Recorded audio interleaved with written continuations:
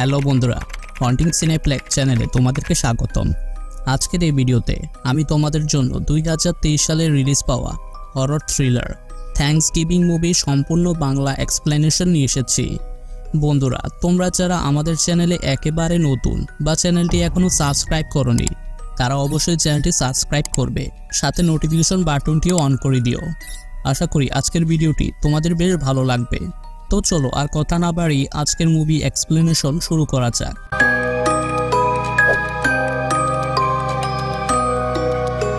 তো মুভির শুরুতে আমরা আমেরিকার প্লাইমাউথ নামের একটি শহরকে দেখতে পাই, যেখানে মিসি ও তার পরিবার একসাথে থ্যাঙ্কসগিভিং সেলিব্রেট করছিল। তোমাদেরকে জানিয়ে রাখি যে থ্যাঙ্কসগিভিং ডে হচ্ছে আমেরিকার একটি জাতীয় উৎসব বা ছুটির দিন। এই দিনে আমেরিকার শপিং মলে কেনাকাটার ছাড় পাওয়া যায়। এই সময় পার্টিতে গিফট নিয়ে শেরিফ এরিক চলে আসে। আসলে আমেরিকার বিভিন্ন রাজ্যে শেরিফরা পুলিশের মতো কাজ করে। মিসির ওয়াইফ অ্যামান্ডা এরিককে ওয়েলকাম জানায়।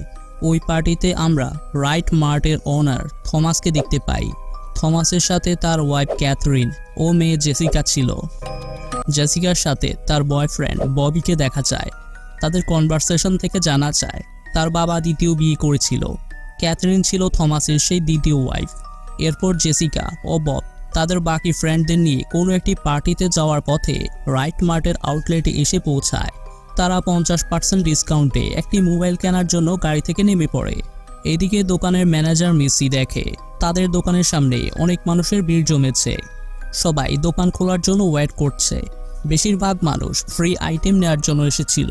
তাদেরকে সামলানোর জন্য দুইজন সিকিউরিটি গার্ড ব্যারিকেড লাগিয়ে রেখেছে। যেহেতু প্রচুর ভিড় ছিল, তাই জেসিকা তার ফ্রেন্ডদের নিয়ে প্রথমে স্টোরের ভেতরে যেতে পারে না। তবে স্টোরটি জেসিকার বাবার ছিল বলে সে পেছনের দরজা দিয়ে দোকানের ভেতরে চলে যায়। এদিকে অ্যামান্ডা মিসির জন্য খাবার নিয়ে আসে। অ্যামান্ডার সাথে এরিককে সেখানে আসতে দেখা যায়। আসলে আজ রাতের ভিড়ের পরিস্থিতি কন্ট্রোল করার জন্য এরিকের ডিউটি এখানে পড়েছিল। এরপর আমরা দেখি জেসিকার ফ্রেন্ড ইভান বাইরে দাঁড়ানো সবাইকে দেখি দোকানের জিনিসপত্রগুলো কিনছে। এতে লোকজন বেশ রেগে যায়। পরিস্থিতি খুব খারাপ হয়ে যায়। এক পর্যায়ে লোকজন ব্যারিকেড ভেঙে দোকানের সামনে চলে আসে। তারা দোকানের দরজা ভেঙে ঢুকে পড়তে শুরু করে। এই সুযোগে তারা টিভি, মোবাইল সহ সবকিছু চুরি করতে থাকে। তারা একে অপরকে ধাক্কা দিয়ে মারামারি করে তাড়াতাড়ি জিনিসগুলো নিয়ে যাচ্ছিল। তবে এখানে কেউ কি বেঁচে আছে নাকি মরে গেছে সেটা দেখার কেউ নেই। এদিকে অ্যামান্ডা প্রেগন্যান্ট ছিল। মানুষের ভিড়ের চাপে পড়ে অ্যামান্ডা কিছু একটা জিনিসের সাথে ধাক্কা লেগে তার মাথাটি ফেটে যায়। এতে অ্যামান্ডা ও তার পেটে থাকা বাচ্চা দুজনে সেখানে মারা যায়। তখন জেসিকার বয়ফ্রেন্ড বব একজন সিকিউরিটি গার্ডকে হেল্প করার জন্য এগোতে থাকে, কিন্তু লোকজন ববের উপর দিয়ে দৌড়ে চলে যায়, যার ফলে তার একটি হাত পুরোপুরি ভেঙে যায়। এই সব কিছু ইভান রেকর্ড করছিল। সেই দিন রাতের ঘটনায় 3 জন মানুষ মারা যায় এবং অনেকেই আহত হয়। খবরটি আগুনের মতো পুরো আমেরিকা ছড়িয়ে পড়ে। এরপর আমাদেরকে 1 বছর পরের সিন দেখানো হয়। নিউজে দেখা যায় সেদিন রাতের ঘটনাটির পরে মিসি তার জবটি ছেড়ে দিয়েছে। এখন সে সুপার শপের মালিক থমাসের বিরুদ্ধে প্রটেস্ট করছে। মিসির সাথে কিছু মানুষ সেই প্রটেস্টে যোগ দিয়েছে। তবে শহরের একদল মানুষ চায় থ্যাঙ্কসগিভিং এর দিনে ফ্রি সেল আইটেম ও ডিসকাউন্ট থাকবে। অর্থাৎ লোকজন এখন 2 দলে পরিণত হয়েছে। এদিকে থমাস তার স্টোরের সিসিটিভি ক্যামেরার ফুটেজ গোপন করে রেখে দেয়, যাতে গত বছরের লোকসান সে এবার পুষিয়ে ফেলতে পারে, যার ফলে থমাসের বিরুদ্ধে কোনো লিগ্যাল অ্যাকশন নেওয়া হয়নি। এরপর আমরা দেখি ইভানের রেকর্ড করা সেই ভিডিওটি ইন্টারনেটে ভাইরাল হয়েছে। কেউ একজন ভিডিওটি দেখছিল, সেই সাথে তার কোড়ালে ধার দিচ্ছে। অপরদিকে ববির হাত ভেঙে যাওয়ার পর থেকে সে জেসিকাকে ছেড়ে চলে গেছে। তাই জেসিকা এখন তার বাকি ফ্রেন্ডদের নিয়ে রেস্টুরেন্টে আড্ডা দিচ্ছিল। এই সময় তাদের সবার ফোনে থ্যাঙ্কসগিভিং সোশ্যাল মিডিয়া থেকে খাবার টেবিলের একটি পোস্ট আসে, যেখানে শুধু তাদের সকলের নাম লেখা ছিল, যেটি অচেনা একজন ব্যক্তি পাঠিয়েছে। জেসিকা তখন হঠাৎ করে মাস্ক পরা একজন লোককে দেখতে পায়। লোকটি কিছুক্ষণের মধ্যে গায়েব হয়ে যায়। জেসিকার কাছে বিষয়টি সন্দেহজনক মনে হচ্ছিল। সেদিন রাতের বেলায় রিচি নামের একজন পরিচারিকা তার ক্যাফেটি বন্ধ করার সময় অদ্ভুত মুখোশ পরা একজন লোক কুড়াল নিয়ে মহিলাটিকে মেরে ফেলার চেষ্টা করে। মহিলাটি বাঁচার জন্য পালাতে থাকে। তখন লোকটি একটি গাড়ি দিয়ে মহিলাটিকে ধাক্কা দিয়ে তার বডিকে 2 টুকরা করে দেয়। পরের দিন থমাসের দোকানের সাইনবোর্ডে মহিলাটির অর্ধেক শরীর ঝুলন্ত অবস্থায় দেখা যায়। পুলিশ বিষয়টি ইনভেস্টিগেট করতে গিয়ে সিসিটিভি ক্যামেরাতে মুখোশ পরা লোকটির চেহারা দেখতে পায়, তবে লোকটির আসল পরিচয় সম্পর্কে কিছুই জানতে পারে না। রাতের বেলায় লোকটি আরও একজন মানুষকে মেরে ফেলে। এই ভিকটিম ছিল থমাসের শপের সিকিউরিটি গার্ড। মুখোশ পরা লোকটি ভিকটিমের মাথা কেটে খাবার টেবিলে রেখে ছবি তুলে নেয়। এরপর সেই ছবিটি সোশ্যাল মিডিয়াতে ছেড়ে দেয়। এদিকে জেসিকা ও তার বাকি ফ্রেন্ডরা ব্যাপারটি নোটিস করে যে খাবার টেবিলে যাদের নাম রয়েছে তাদের সবাইকে এক এক করে খুন করা হচ্ছে, যেখানে অন্যদের মতো তাদের নামও ছিল। তারা বিষয়টি পুলিশকে জানায়। পুলিশ ও গোয়েন্দা টিম ব্যাপারটি ইনভেস্টিগেট করে জানতে পারে গত বছরের ব্ল্যাক ফ্রাইডে রাতে যারা থমাসের শপে এসেছিল খুনি মূলত তাদেরকেই টার্গেট করছে। জেসিকা তার বাবার দোকানের ক্যামেরার ফুটেজে ব্ল্যাক ফ্রাইডে রাতের সন্দেহজনক একজন লোককে দেখতে পায়। সেই বিষয়টি পুলিশকে জানায়। জেসিকা ও তার ফ্রেন্ডরা মনে করে হয়তো এই সব কিছু তাদের ফ্রেন্ড রায়ানের কাজ ছিল, কেননা জেসিকা ক্যামেরাতে রায়ানকে গোপনে ড্রাগ সেল করতে দেখেছিল। তারপর আমরা দেখি খুনি এবার লনি ও তার গার্লফ্রেন্ডকে মেরে ফেলেছে। এরপর খুনি জেসিকার 2 ফ্রেন্ডকে স্কুল থেকে কিডন্যাপ করে। জেসিকা তাদেরকে খুঁজতে গেলে খুনিটা তার ওপরও অ্যাটাক করে দেয়। সাইকো লোকটি কোড়াল নিয়ে জেসিকার পিছু নেয়। জেসিকা কোনোভাবে সেখান থেকে পালিয়ে বেঁচে ফিরে আসে। তারপর জেসিকা তার নিজের নিরাপত্তার জন্য একজন ফ্রেন্ডকে নিয়ে লোকাল একটি দোকান থেকে একটি গান ও ছুরি কিনে রাখে। জেসিকা ভিডিও কলে তার ফ্রেন্ড ইউনির সাথে কথা বলে। ইউনি জেসিকাকে জানায় সে ও তার বাবা সাইকোর হাত থেকে বাঁচার জন্য শহর ছেড়ে চলে যাচ্ছে।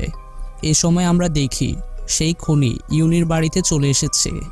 সাইকো সিকিউরিটি গার্ডকে গুলি করে মেরে ফেলে। এরপর খুনি ইউনির বাবাকে খুন করে ফেলে। পেছন থেকে সাইকো ইউনির 2 কানে হুক ঢুকিয়ে দেয়। জেসিকা ও তার ফ্রেন্ড ব্যাপারটা ফোনের ভিডিও কলে দেখতে পায়। তারা ইউনিকে বাঁচানোর চেষ্টা করে, কিন্তু সাইকো লোকটি ইউনিকে ইলেকট্রিক ব্লেডের ওপরে ছুঁড়ে ফেলে সেখান থেকে পালিয়ে যায়। এতে ইউনি সেখানেই মারা যায়। এরপর পুলিশ একটি প্ল্যান করে যে পরের দিন থ্যাঙ্কসগিভিং ডে উপলক্ষে একটি প্যারেড আয়োজন করা হবে, যেখানে জেসিকা ও তার পরিবারের সাথে ফ্রেন্ডরা পার্টিসিপেট করবে। পরের দিন আমরা দেখি শহরের লোকজন বিভিন্ন ধরনের পোশাক ও মুখোশ পরে এসেছে, যেখানে খুনিটার মতো অনেকে মাস্ক পরেছিল। এদিকে সাইকোটা পুলিশের সবগুলো প্ল্যান বুঝতে পেরে জোকারের ড্রেস পরে সেখানে চলে আসে। কিছুক্ষণ পরে খুনি লোকটি একজন মানুষের মাথাকে 2 টুকরো করে দেয়। এর সাথে স্মোক বোম সেখানে ছেড়ে দেয়, যার ফলে সেখানে শুরু হয় অ্যাক্সিডেন্ট। পুলিশ অফিসার জেসিকার পরিবারকে নিরাপদ জায়গায় নিয়ে যাওয়ার চেষ্টা করে। তখন সাইকো লোকটি সেখানে চলে আসে এবং অফিসারকে মেরে ফেলে।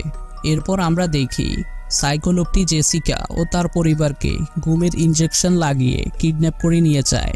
তারপর সাইকো জেসিকার সৎমা ক্যাথরিনের বডিতে নানা ধরনের খাবার লাগিয়ে দেয়। ক্যাথরিনের চারপাশে কিছু সবজি কাটা ছিল।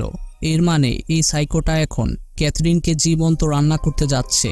সাইকো লোকটি যখন চুলা অন করার জন্য সেখান থেকে সরে যায়, এই সুযোগে ক্যাথরিন পালিয়ে যায়।